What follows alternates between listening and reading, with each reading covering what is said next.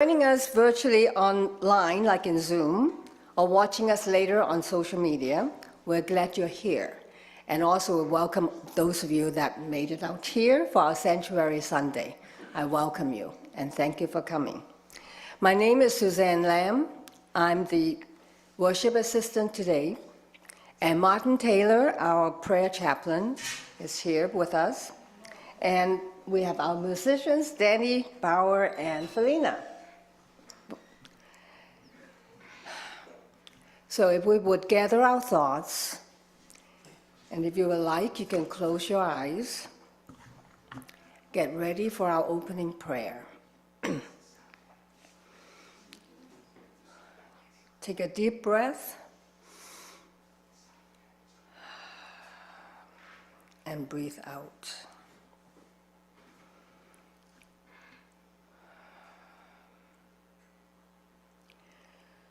Holy Presence, we know that in God, we can never be separate from love, from truth, from infinite intelligence, and the source of all good.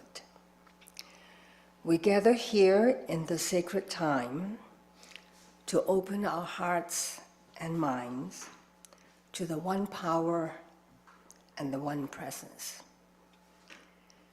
We gratefully receive the energies of divine light and love pouring in and through us. And we affirm that we are here this morning for a divine purpose.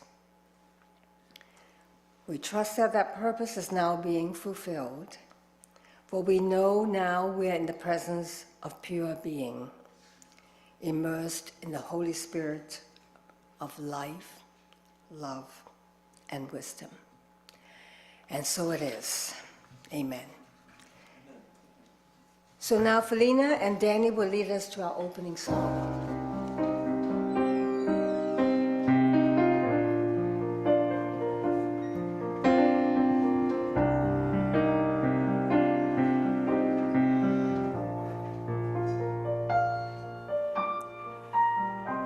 There's nothing complicated about the way we live. We are here with each other, happy to give, proud of who we are, humble beneath the stars.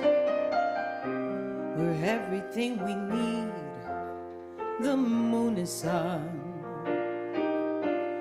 There's more than enough here for everyone. All we have, we share, and all of us, we care. So come on, welcome to our family time. Welcome to our brotherly time.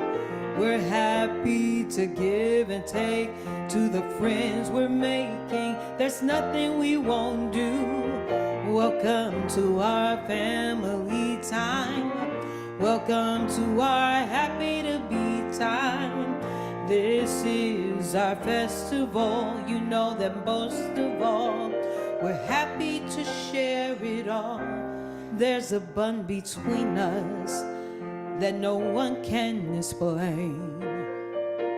It's a celebration of life. We see our friends again. I'll be there for you, and I know you'll be there for me too. So come on, welcome to our family time. Welcome to our brotherly time. We're happy for giving, taking to the friends we're making. There's nothing that we won't do. Welcome to our family time. Welcome to our happy to be time. This is our festival. We know that best of all, we're here to share it all.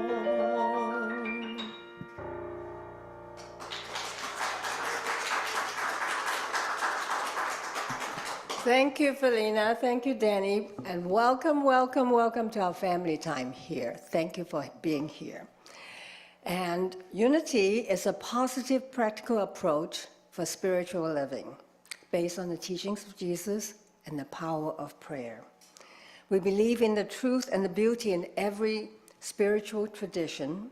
We honor the many paths to the one God. Wherever you are on the journey of faith, you're always welcome here. The purpose of our Unity on the North Shore is to create a safe space where people are empowered to take risks and live their deepest truth. And if this is your first Sunday with us, we extend a loving welcome. Many of us are surprised to learn that there was a spiritual community that thought and believed the same things that we did. We felt like coming home. I felt that way when I found Unity in 1997, and I've been here since. We hope your experience this morning is powerful and that you will return. And now Danny and Felina is going to lead us into our group song.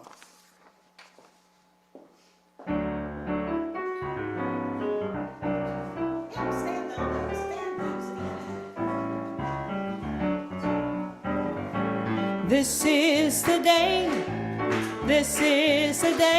that the Lord has made, that the Lord has made. We will rejoice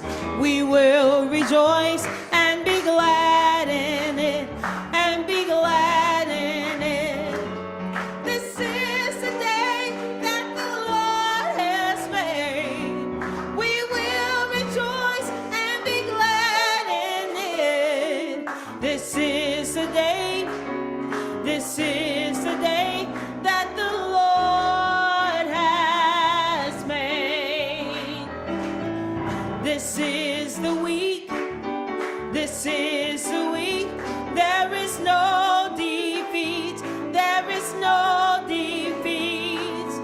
I will rejoice, we will rejoice and be glad in it, and be glad in it. This is the week, there is no defeat. We will rejoice and be glad in it. This is the week, there is no defeat. This is the month of the Lord's triumph, of the Lord's triumph. We will rejoice and be glad in it, and be glad in it. This is the month of the Lord's triumph. We will rejoice and be glad in it. This is the month of the Lord's triumph. This is the year, peace and love appear, peace and love appear. I will rejoice, we will rejoice and be glad in it, and be glad in it. This is the year, peace and love appear. We will rejoice and be glad in it. This is the year, peace and love appear.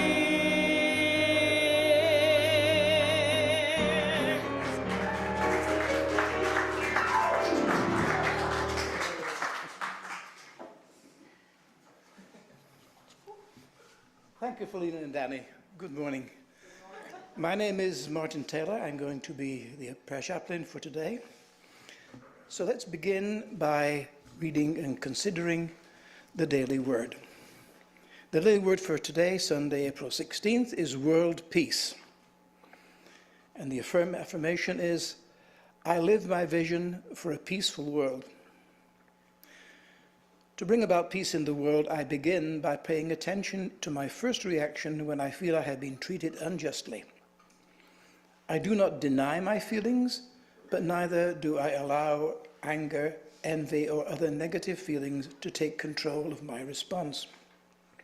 I feel my feelings, but I remain committed to living the truth I know. Regardless of behavior, every person is a divine being, a living expression of God. I call upon my divine faculties of love, faith, and strength to guide my next steps. No matter how another responds, I remain centered in God. My efforts make a difference. Peace between individuals creates peace within families, in communities, and among the nations of the world. And the scripture is, the effect of righteousness will be peace, and the result of righteousness, quietness and trust forever. Isaiah chapter 32, verse 17.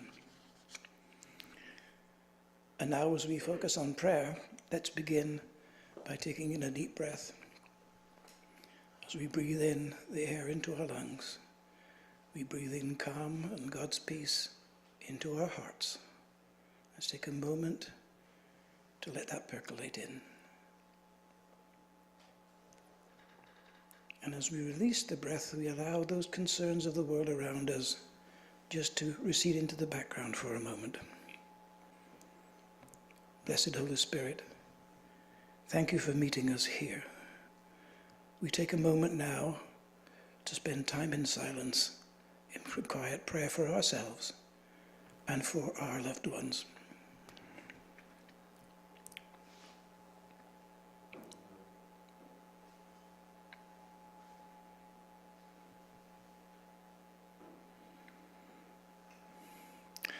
And now let us hold in prayer all who are suffering worldwide.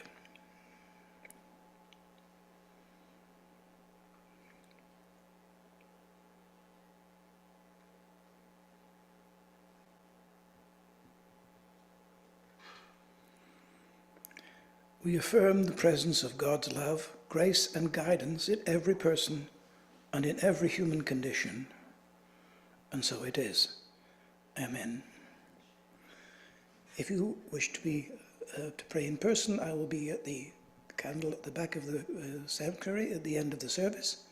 And if you are reading online, you can put a prayer into the chat box where it will be prayed over. And now we return to Danny and Felina for yet more music.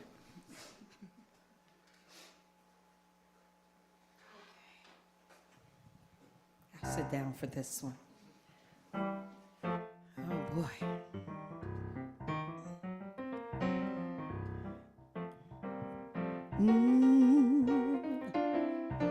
Now the time for all good men to get together with one another.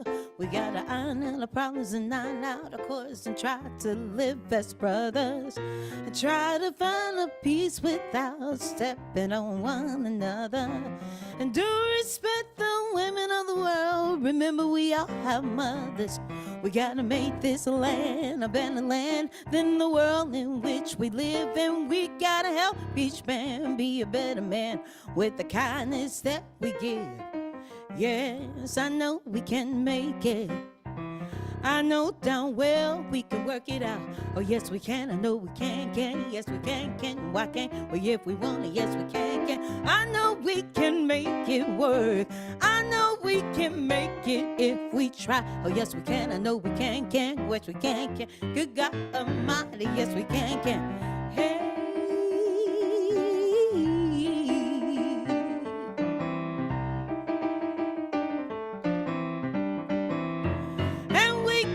Take care of all the children, little children of the world. Cause we got that children's hope for the future is the little bitty girls and boys. We gotta make this land a better land than the world in which we live. And we gotta make each other be a better man with the kindness that we give. Yeah, yeah, yes, I know we can make it.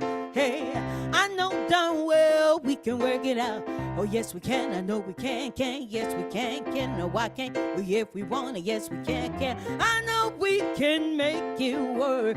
I know we can make it if we try. Oh, yes, we can. I know we can. Yes, we can. Why can't we if we want it? Yes, we can. I know we can make it. Yeah, I know we can make it if we try. Oh, yes, we can. Oh, yes, we can. Yes, we can. Why can't we if we want it? Yes, we can.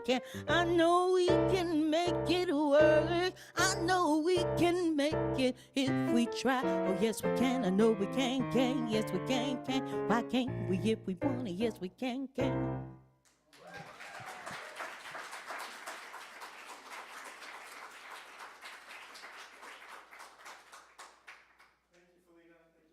Gosh, the conviction that you bring to that song makes me believe it too. We can do it. Yeah. Wow. So let's see. I grew up in a really small town. In fact, the church that I attended as a young kid, there weren't enough Baptists or Presbyterians in town to have two separate churches, so they were one congregation, which was kind of a perfect background for unity, because I never really understood the distinction between those two, right? Like, ooh, it all kind of gets messed up. And so what I kind of remember about the church calendar, or the church year back then, was that there was Christmas, of course, that was a big deal. And then my grandma and grandpa always filled the communion cups, the little plastic cups with grape juice, and that was once a month, so we were there up with that. And then there was Easter, right? Jesus resurrected, and that was a big deal. Beyond that, I don't really have a memory of a more kind of extensive liturgical calendar. And it wasn't until I was in my 30s and went to work for the Episcopalians that I realized that, it's not just sort of Jesus didn't end with the resurrection. It wasn't a hallelujah and that was the end of the story. That actually Jesus' resurrection was just the beginning of Easter. In those traditions, Easter goes on for another 7 weeks. Easter doesn't end for Catholics or Lutherans or Episcopalians until Pentecost, which is 7 weeks from last Sunday, right? So there's this whole process that gets described in terms of being able to move from that resurrection experience, where we are sort of raised from the dead, to the actual ascension experience. I want to share with you what Charles Fillmore writes about that process here. Boy, if somebody knows how to turn the code that you have to log into your phone every time, help me with that after service, will you? So this is how Charles Fillmore describes ascension in the Revealing Word. He says, the ascending or progressive unfoldment of man from the animal of the spiritual. Remember, he was writing in the 1800s, so you got to fix the pronouns as we move through this. It is measured... YouTube jumped in there. It is measured by 3 degrees or states of consciousness. First, the animal. Second, the mental or psychical. And third, the spiritual. Jesus manifested himself as the man on the physical plane, right? That's when he walked around for 33 years, 3 years doing ministry.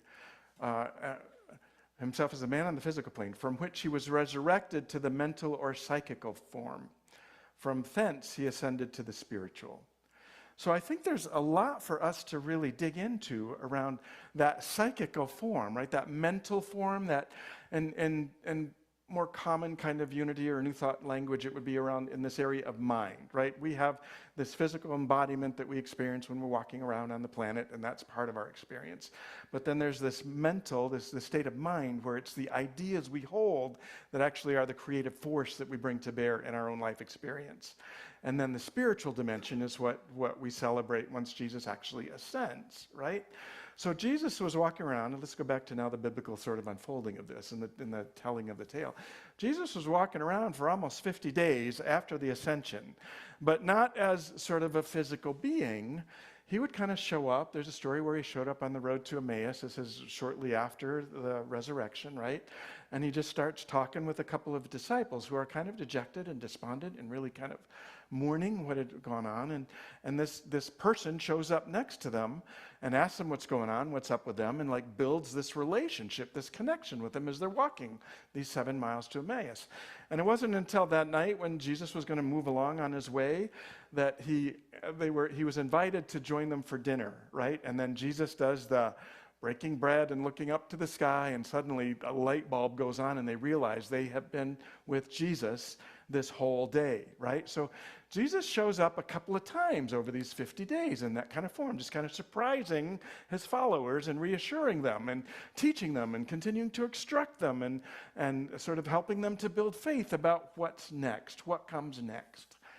And I think that's a really important question for all of us. I mean, personally, certainly, like what comes next? After the resurrection, what happens next in my experience, right? Now that we're through Easter, what's next in this spring, this emergency? How am I going to begin to demonstrate my spiritual nature more fully? What does that look like? What's next? And we've also been doing that in community, right? That's what's next for Unity on the North Shore is a big, big question. We'll be talking a little bit later with a RPH update about some stuff that's happening around the sale of our property, our building. That's been a long process. Feels like a crucifixion in a lot of ways. But there's some movement beginning to happen. And so the question of what's next is gonna be more prevalent, I think, as we move forward. And what I want you to know is that your Board of Trustees has been working with that question of what's next for quite a while, and not just in terms of what's going to happen with the sale, but in terms of who we are as a spiritual community, what we represent, what we stand for. And so I want to talk a little bit about that work, and I'm actually building this next 5 weeks, the series that we'll be talking about, the topics that we'll be covering, really arise out of the work that your trustees have been doing through this last, many months, years even. And what we really found that we needed is that we've been kind of in a mode of doing the next thing that's needed, right? Just take the next step and move forward. And a couple of our trustees have really wanted more of a, now this is where I run into trouble because we haven't settled on the name of what we call these, but what we have developed is 5 ideas, 5 energies, 5, some of us call them pillars, right? We want to be able to stand strong in what we believe as we make decisions about what comes forward. Others of us like the word rivers because we want it to be an energy that flows and is fairly malleable and adaptable. So we haven't figured out exactly what the names of these 5 things are. But we've gathered together. I want to talk a little bit the process. I do have a slide of us. This reminds me of, just as Jesus sort of was walking through, reassuring his followers, he gathered in the upper room right before the ascension, right? He gathered in the upper room with his followers. And so this is a picture of us gathered at an Italian restaurant as we were starting to really dig and delve into this question of what's next. We had a weekend of discussion, a weekend of prayer, a weekend of play, and obviously joining together and breaking bread. It was just a beautiful kind of experience to get a little bit more clarity around these energies, these pillars, these rivers that we see really guiding us as we move forward. I'm thinking of them more as almost guiding lights, just as if you think about sailors who used to navigate by the stars, that these are stars by which we can begin to navigate the choices that we make as a ministry. And these choices are going to guide way more than just, they're going to guide everything from the spaces that we might be looking at to move into, right? If we're, let's see, do I want to tell you? Yeah. They will be sort of energies that we want to make sure can be well represented in the programming that we offer, in the classes that we do, in the activities. And what I love about it is this isn't something that the board just kind of went off and made up on its own. We have been through some very deliberate processes to engage with the energies that we experience and that we kind of witness already active and alive in us as a community, right? This isn't aspirational, who we want to become. This is based on who we already are, the energies that we already bring to our work and our time together. So you might imagine food showed up a lot. Not that that's one of the energies or values, but in the course of demonstrating that, that's a place where we kind of do it. So I want to share, I think the next slide is the 5 areas, guiding lights, the 5 rivers, the 5 pillars. We'll come up with some really wonderful, marketable title for these, but these are the dynamics that we want to make sure are evident in everything that we're doing and the choices that we're making. So the first is around community and connection. That's what I'm going to be talking about today. That's why, yes, we can do it all together, right? And then learning and discovery, that's long been a part of Unity's tradition. Unity was founded as a school of Christianity. Our founders never saw this as a bunch of churches, but it was about really learning and discovering and growing in our spiritual awareness. So that's been a part of our dynamic for a long, long time. Health and healing, also foundational to Unity teachings, but also it's what we find folks in this community are really, really interested in. When we do events that involve healing and health, and when there are opportunities to really look at the ways in which we may not be experiencing the wholeness that we were born to express, those seem to be areas that really resonate with us as a community. So we want to make sure that that's a strand, a string, a river, a pillar on which we're building our work together. Service and advocacy, we'll cover that at another time, and that's what you might expect, being of service. And the advocacy piece is really, there's a little bit of aspirational in that. We've long been doing work out in the community, but we would love to see greater connection happening in the broader Evanston community and beyond. And there is evidence of like that being a desire and part of our history too. And then lastly is this idea of home and reference. We are a safe space where people can take risks and live their deepest truth, where they are equipped and empowered to take risks and live their deepest truth. Let me say that more succinctly. We are a safe space where people are equipped and encouraged to take risks to live their deepest truth. That's been our purpose statement now for the last few years. So these dynamics will help us to be able to fully kind of live into that. And so what we're going to do for the next 5 weeks is kind of explore what each of these 5 energies, how those get represented, and how we can maybe bring them into fuller expression in our own journeys and our own experiences. Yeah, does that make sense? Yeah. I had one more slide, I think, showing our board in the upper room. Our upper room this year was at the Hyatt House in the conference room there. And what you see here is there are, at one point, what we were doing is looking at everything, every activity that happens within the church calendar, right? Everything that happens administratively, everything that happens in terms of governance, everything that happens in terms of classes and services. So we had 12 sheets of paper around the wall, just all the activities that happen. And this exercise was specifically designed to make sure that the ribbons that you're seeing, those ribbons, each of the 5 colors represent each of those 5 dynamics that we just did. So what we're wanting to do is make sure that throughout the calendar year, we are creating experiences and environments and being able to include those energies in the programming that we're developing. So that gives you sort of a sense of the work that the board was about.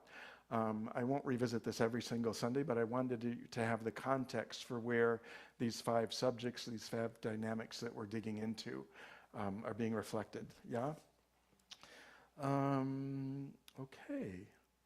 So community and connection.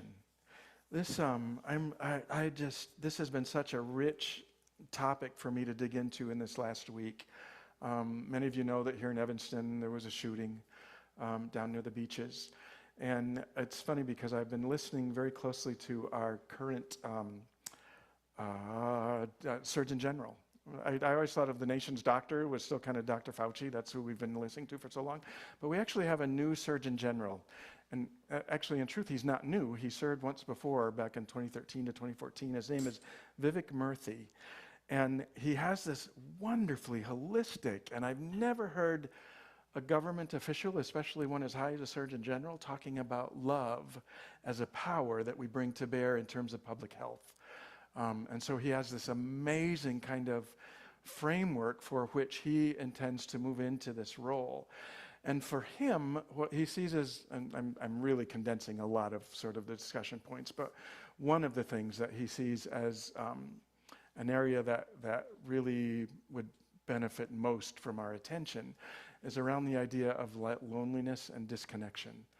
Like that there is such a predominance and a prevalence of folks who are feeling isolated and alone out there, and he sees that as kind of causative to the kinds of the dynamics that we see in mass shootings. He's dug into all kinds of research about those mass shooters and what they were experiencing when those horrible atrocities were committed.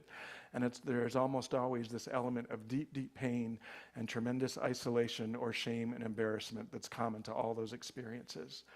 And so what he takes from that, or what he invites us into out of that awareness, is that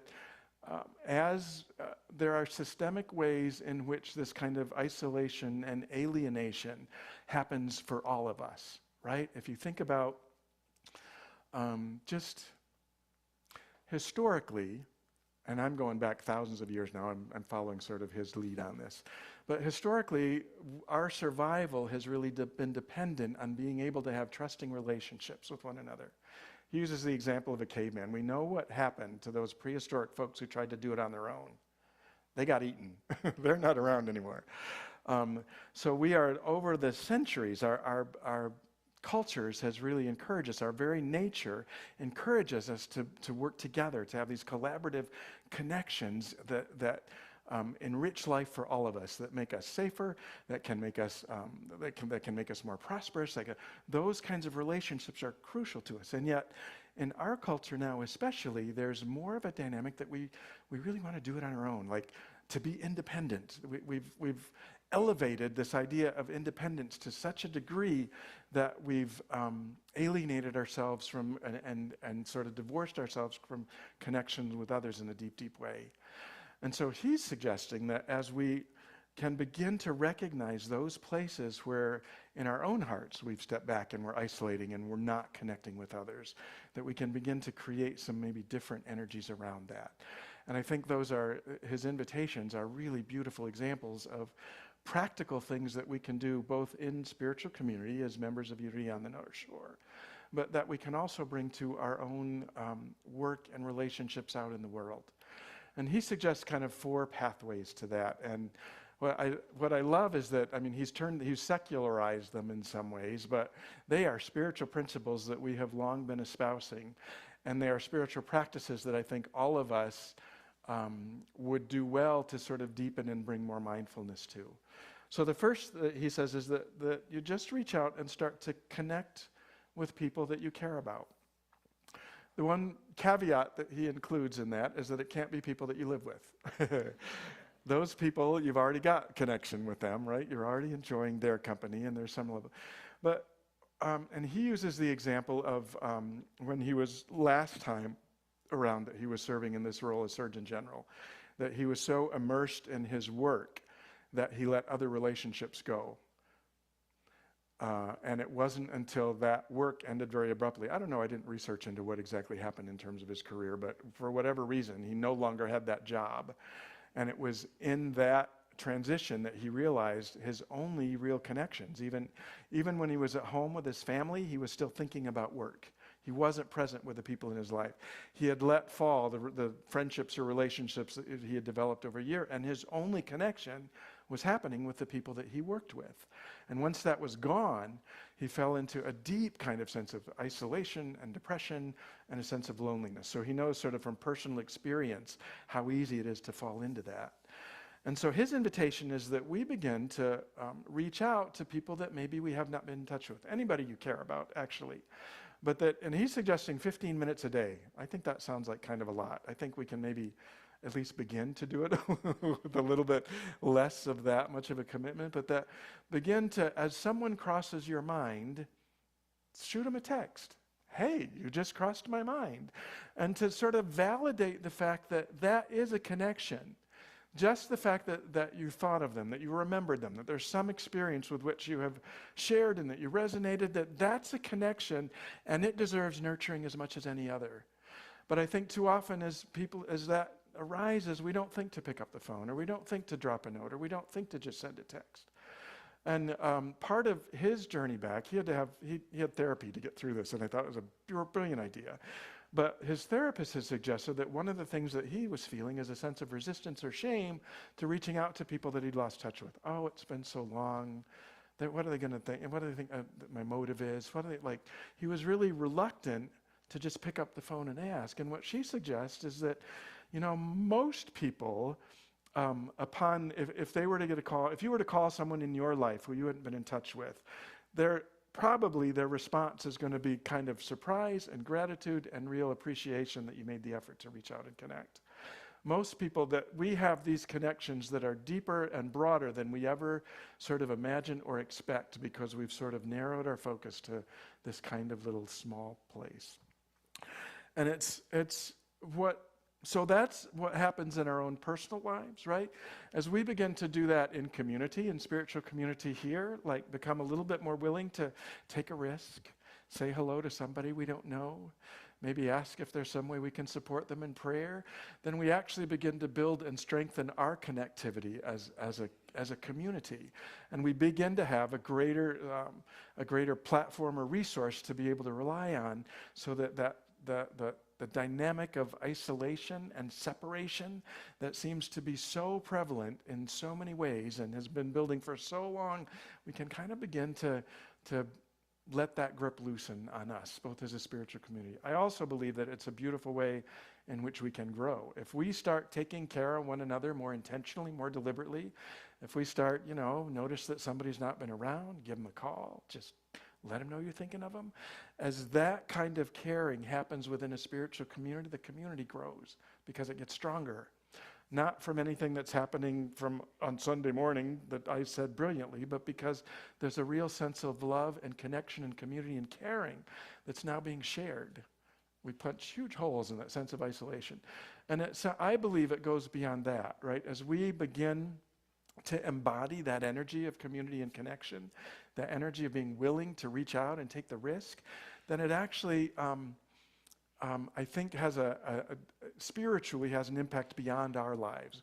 We become more open and receptive. Those who experience us in work and in other relationships and in other contexts and venues, they start to feel that same energy. And maybe we can sort of shift that whole dynamic of I got to do it myself, and that feeling that we're on our own in some of these challenges and stuff. Then we can begin to maybe create a world that is way more accepting and loving and kind and compassionate. And it all starts by sending a text to somebody who rises up in mind. Don't you think that's beautiful? So the next piece that he suggests is that, and this one, oh man, I got to work on. It's that we give our full attention to the people that we're in connection with, that we're in contact with. So I went home this weekend to visit my mom. I wasn't there last week for Easter, so I wanted to just get back. And so we were sitting around in a room, and my brother and sister-in-law have had a cat in their family for going on 20 years, and it was time for the cat to be gently moved into the next realm, as that's a very diplomatic way of saying that, right? So the cat had just died that week, and so there was some tender hearts, and certainly there was stuff to kind of talk about or share or be present to.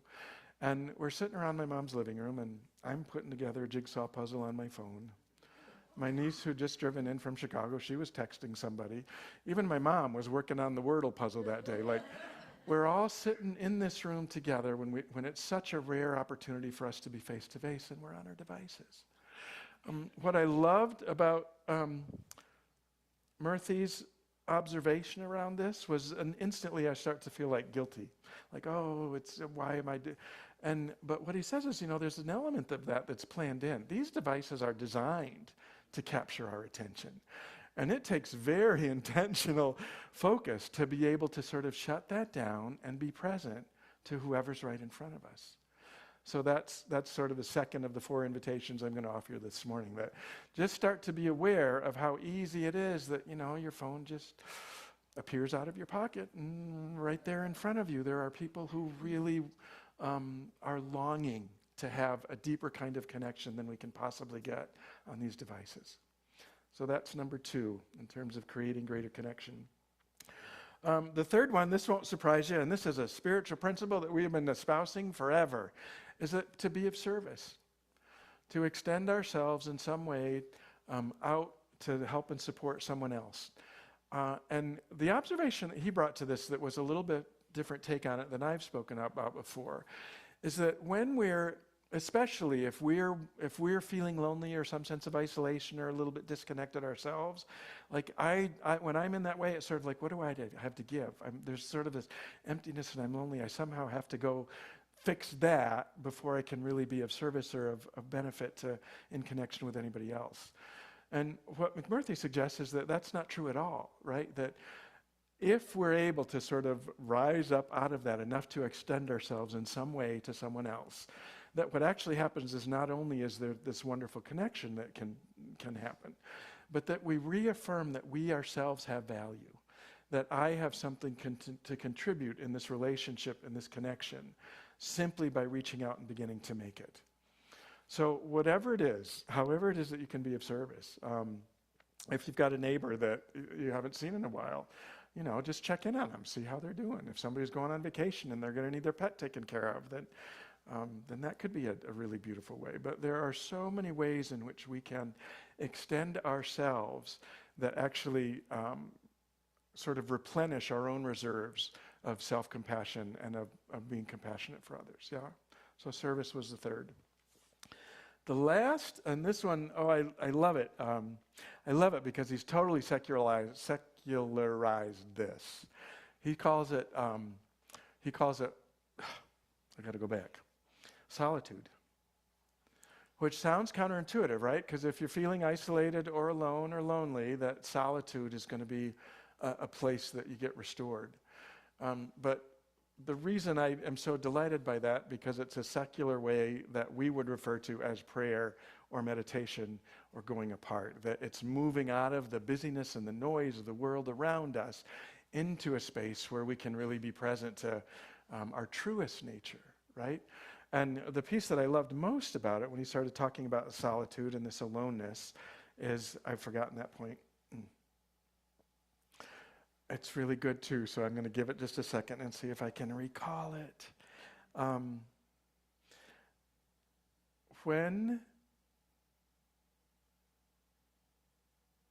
We're experiencing it now. Do you get it? Just a couple of seconds. We're in solitude. Darn it.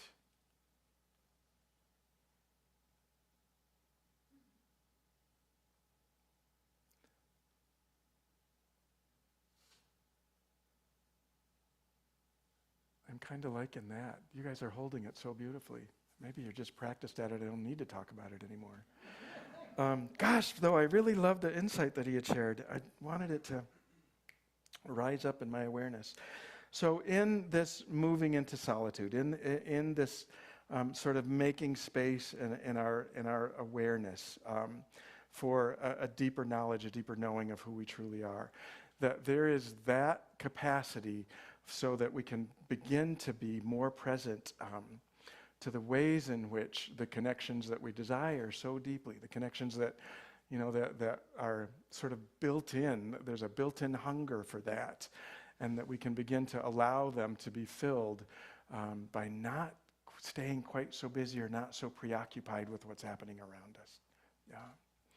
All right, so just to review the 4 invitations that I'm making that I believe not only can transform us, our personal lives and journeys as we are mindful about those, but as we can extend those out and even apply them in our relationships with others here at Unity on the North Shore, that there's actually a cumulative effect that goes out and can actually begin to shift that same energy of isolation that causes so much pain and separation in the bigger world, in the bigger planet.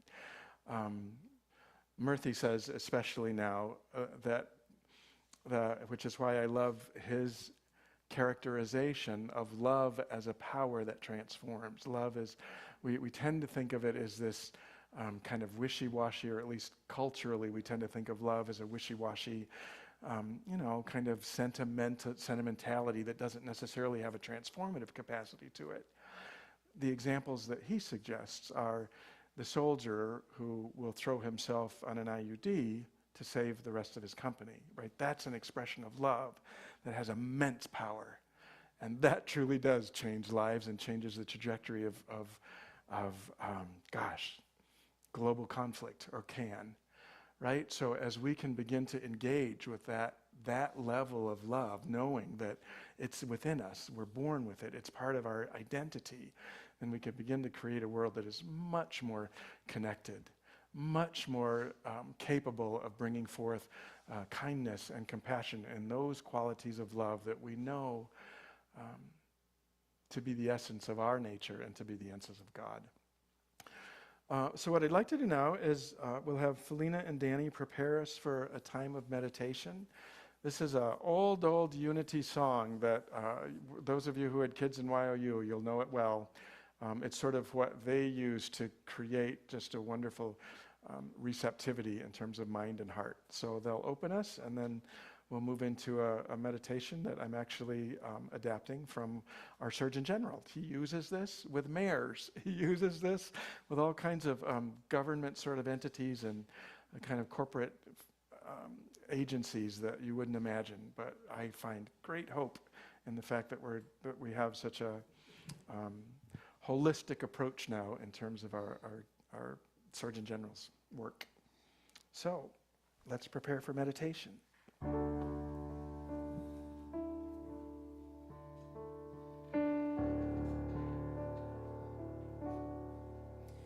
Lord, prepare me to be a sanctuary, pure and holy, tried and true,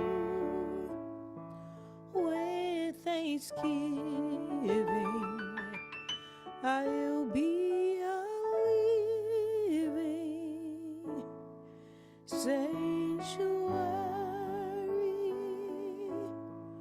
for you.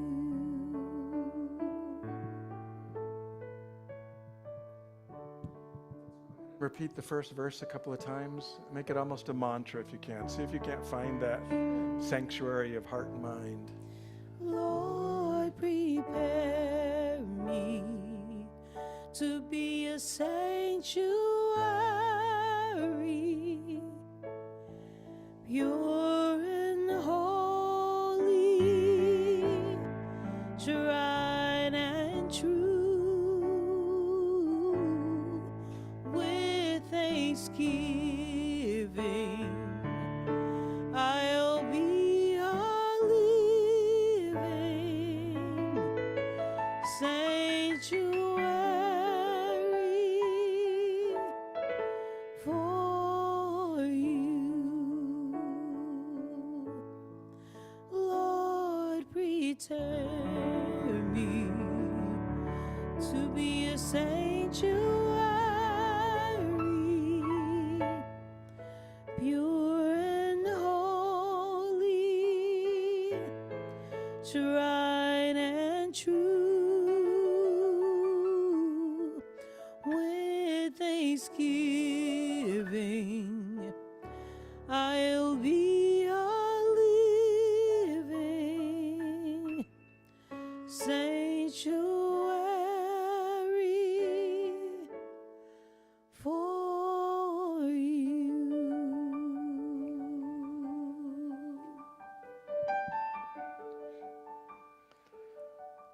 So as we move now into this time of quiet reflection, see if you can't feel that sense of the holy. That holy that may have a home in your heart, as we are a sanctuary for the divine. As we begin this meditation, I invite you to just raise your right hand.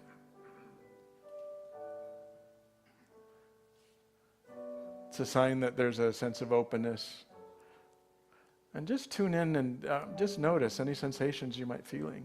Imagine even that maybe there's light that emanates from you, that you're shining a light through that hand, or maybe you're receiving a light from that hand. But that it has an immense power to connect you to something greater than your human self. The psychical self, as Jesus demonstrated after his resurrection, and even the spiritual self after the ascension. So just imagine that you can feel, maybe it's a vibration, maybe there's a sense of brightness, and I invite you to just move your hand and place it over your heart.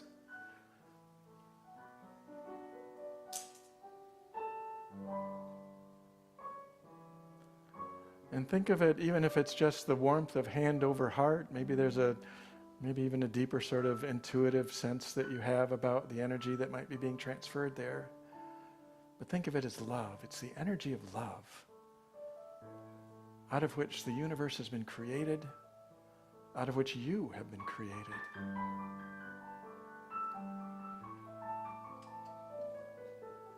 And invite you next to bring to mind those people in your life who have loved you.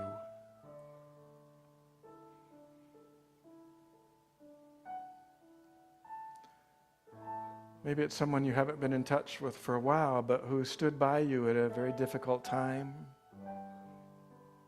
who was a great sense of support.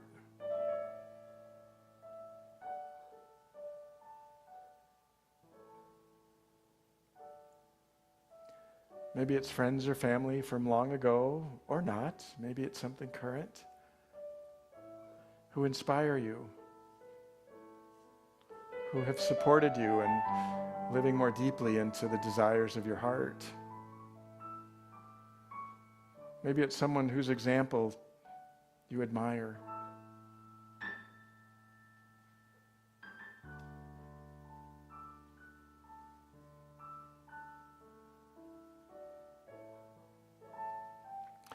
As you settle into that energy, maybe a sense of gratitude rises up, a sense of appreciation, even a sense of connection.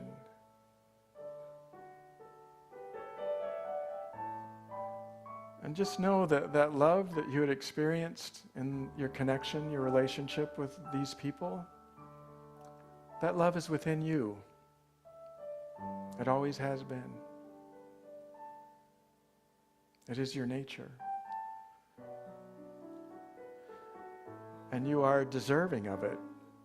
There's nothing you have to do. You don't have to earn it. For love is who you are.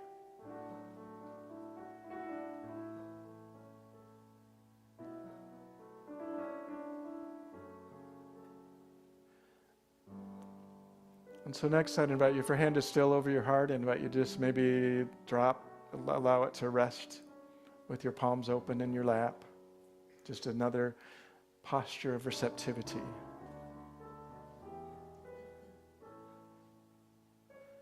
And as we rest now in a moment of collective solitude,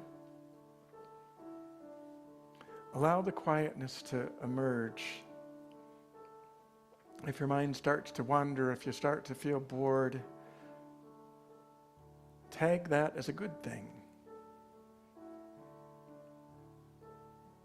That there is a creative capacity that arises when we make ourselves present to Spirit in this energy of love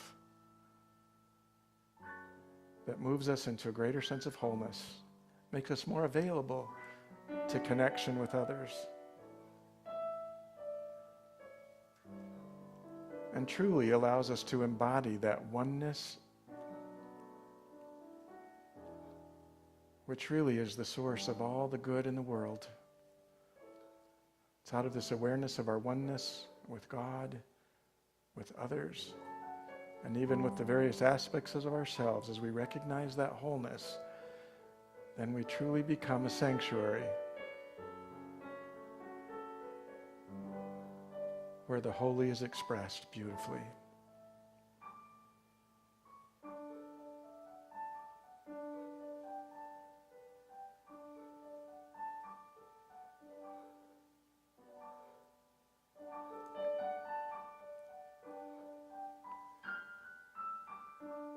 And so now, as we bring this time of meditation to a close, I'm going to ask Felina again to lead us with that same song, the song that we introed this with, affirming that truly we are in a sanctuary, we are sanctuaries for love, for the holy, and for infinite good.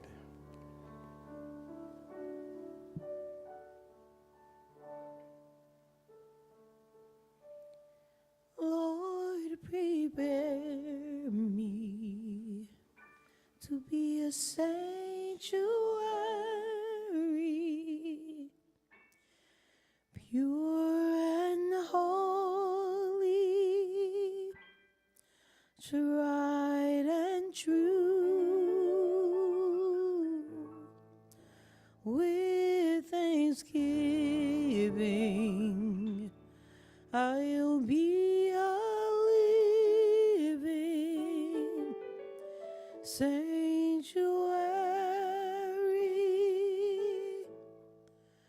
for you.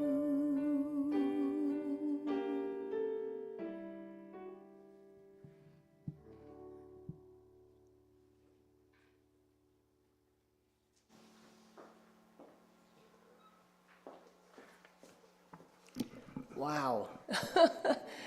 Thank you. What a powerful message, Reverend Kurt. And this is a segue into our Sanctuary Sunday. And I hope all of you, or many of you, will join us for our first Sanctuary Sunday, that the Board of Trustees has prepared a lunch, and for you and all of us to connect and to join our UNS community. I hope to see you all at the back for our Sanctuary Sunday lunch. Now is the time in our service when we share our love offerings. And there are 3 simple ways to give. You can text the word GIVE to 827-6052, or you can give online at our website, www.unityns.org, or you can mail a check to our 3434 Central Street, Evanston, 60201. And also, please consider a recurring gift. You can do that in the Tithely app, or to avoid any transaction fee, like me, you can set up an automatic payment with your bank's online bill pay feature. It's very simple. And if you're in the sanctuary, please put your gifts in the bowl at the back. We have in the back of the room. So now let's bless our giving and receiving together. Divine love, as me, blesses and multiplies all that I am, all that I have, all that I give, and all that I receive. And so it is. Amen. Please stand as we embrace our prosperity and sing our offertory song.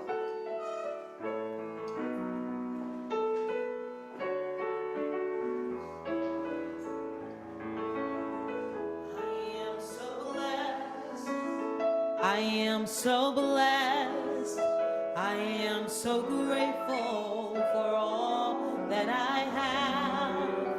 I am so blessed, I am so blessed, I am so grateful, I am so blessed, I am so blessed, I am so blessed, I am so grateful for all that I have. I am so blessed. I am so blessed. I am so grateful. I am so blessed.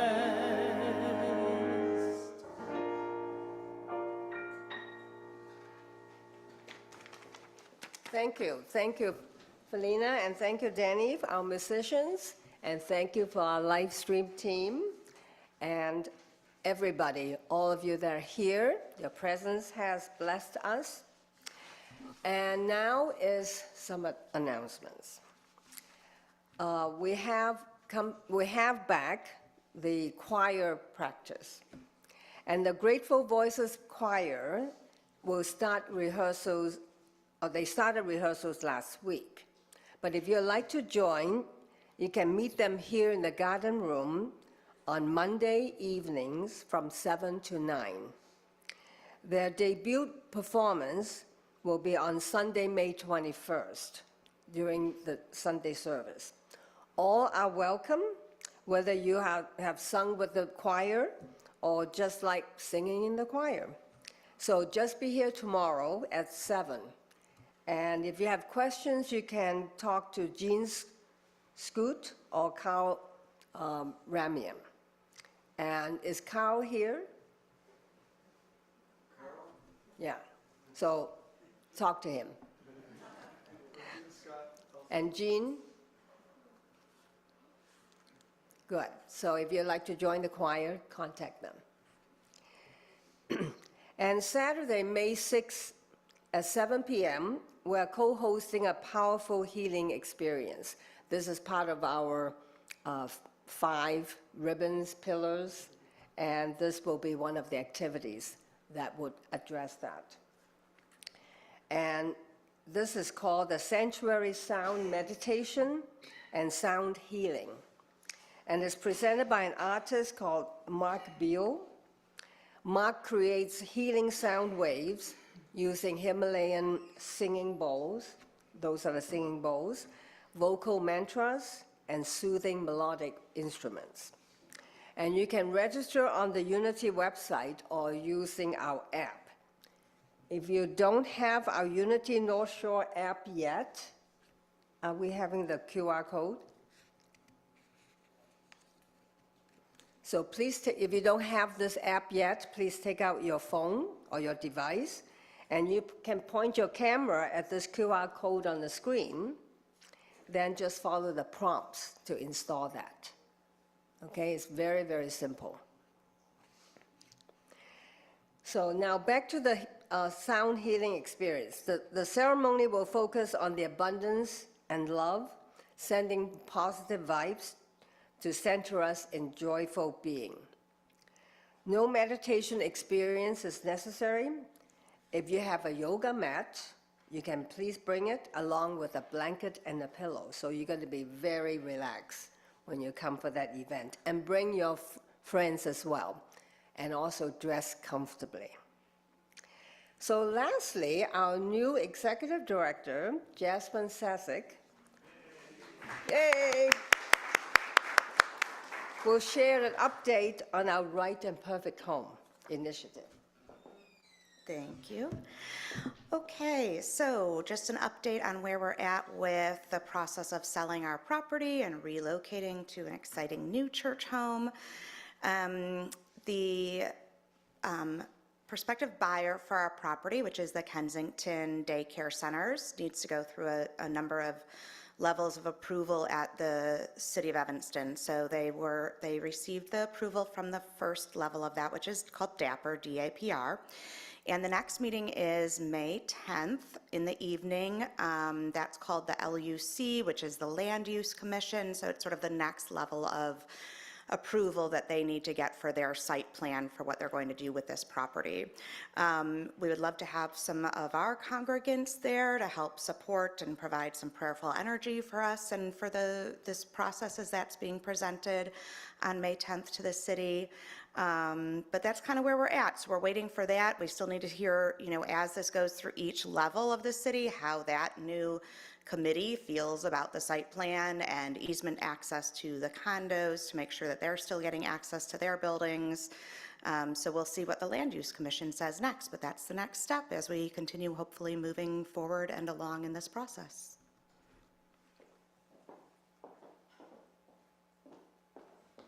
Thank you very much, Jasmine. We hope to see many of you there at the meeting. And so now Felina and Danny will lead us with the peace song, and Martin will lead our closing prayer. And I just want to mention, please plan to stay and connect with our community. Thank you.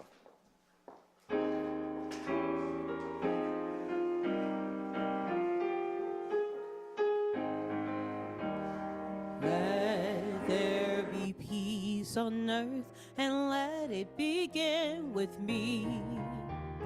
Let there be peace on earth, a peace that was meant to be. With God as creator, family all are we. Let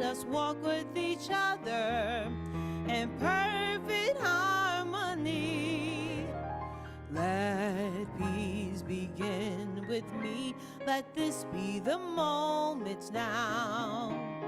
With every step I take, let this be my joyous vow. To take each moment and live each moment in peace eternally. Let there be peace on earth and let it begin with me.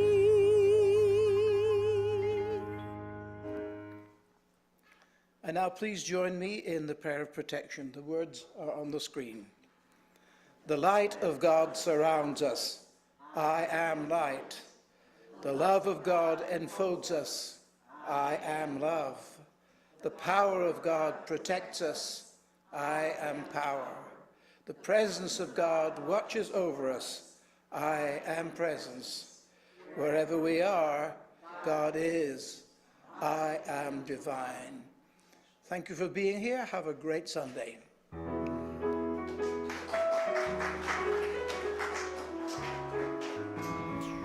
Okay, I hope all on Zoom will stay and have a chat. The recording has stopped. Okay. Hello all.